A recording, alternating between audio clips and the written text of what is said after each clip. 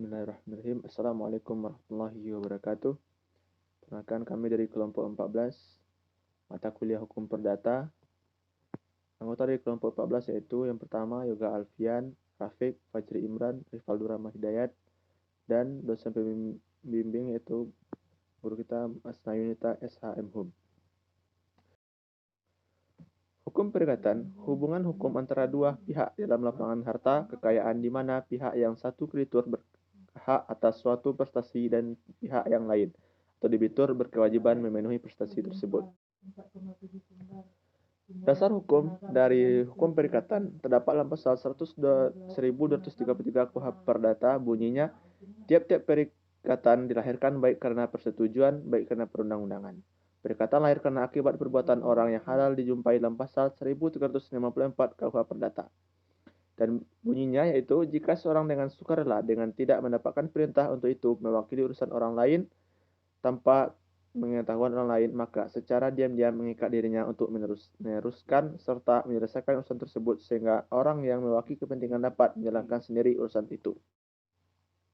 Dari penjelasan di atas dapat kita ketahui bahwa 4 unsur hukum perikatan, yakni yang pertama hubungan hukum, yaitu hubungan yang terhadapnya hukum melekatkan hak pada satu pihak dan melekatkan kewajiban pada pihak lainnya. 2. Kekayaan adalah ukuran yang dipergunakan terhadap suatu hubungan hukum sehingga hubungan hukum tersebut dapat disebut suatu perikatan.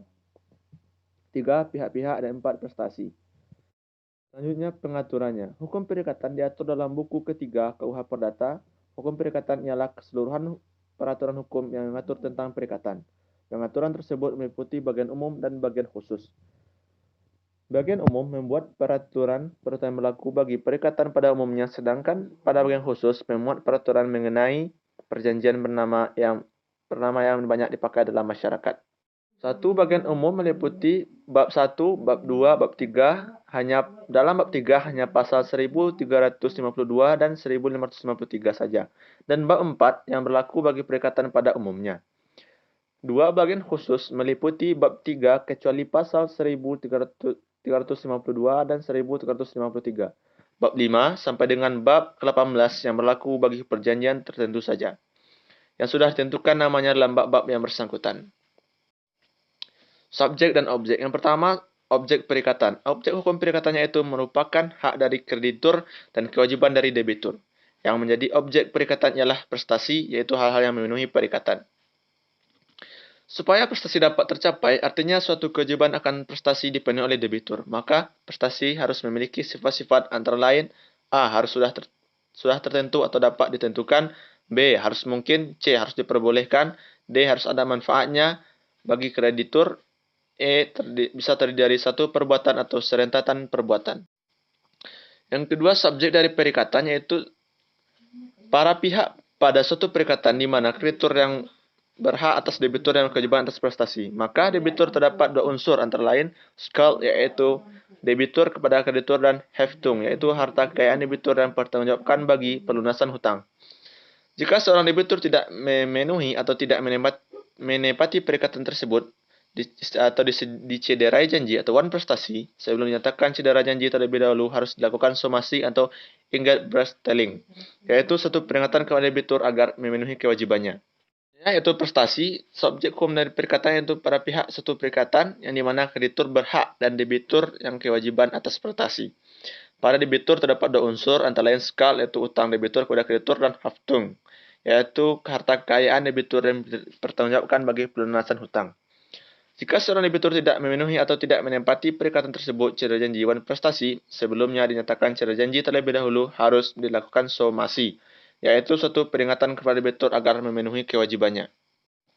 Macam-macam dari prestasi yaitu hal itu pun diatur dalam pasal 1234 KUHP Perdata. Jadi, berdasarkan pasal tersebut, maka prestasi itu dapat dibedakan menjadi 3 macam.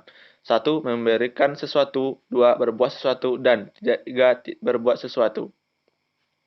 Sifatnya harus sudah tentu dalam dapat ditentukan. Yang kedua, harus mungkin. Artinya, prestasi itu dapat dipenuhi oleh debitur secara wajar dengan segala usahanya. 3. Harus diperbolehkan atau halal. Artinya tidak dilarang oleh undang-undang, tidak bertentangan dengan kesusilaan dan ketertiban umum. Jika prestasi itu tidak halal, perikatan batal atau nietik. 4. Harus ada manfaat bagi kreditur. Artinya, kreditur dapat menggunakan, menikmati, dan mengambil hasilnya. Lawan dari prestasi yaitu wan prestasi. Yaitu pengertian wan prestasi adalah tidak memenuhi sesuatu yang diwajibkan sebagaimana yang telah ditetapkan oleh perikatan. Faktor yang menyebabkan wan prestasi ada dua, yaitu 1. Karena kesalahan debitur, baik yang disengaja maupun karena kelalaian. 2. Karena keadaan memaksa atau affirmance. Force major, jadi di luar kemampuan debitur, debitur tidak bersalah. Bentuk dari wan prestasi yaitu 1. Memenuhi prestasi tidak pada waktunya. Dengan perkataan lain, terlambat melakukan prestasi. Artinya, meskipun itu tidak dilaksanakan atau diberikan. 2. Tidak memenuhi prestasi. 3. Memenuhi prestasi tidak sempurna.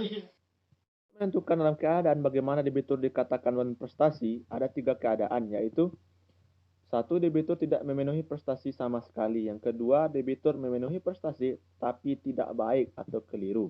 Yang ketiga, debitur memenuhi prestasi tetapi tidak tepat waktu atau terlambat.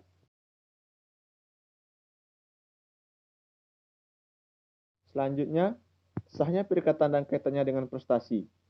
Prestasi itu dapat ditentukan atau bifa'al bar. Prestasi itu tidak boleh bertentangan dengan undang-undang, ketertiban umum, dan kesusilaan yang baik.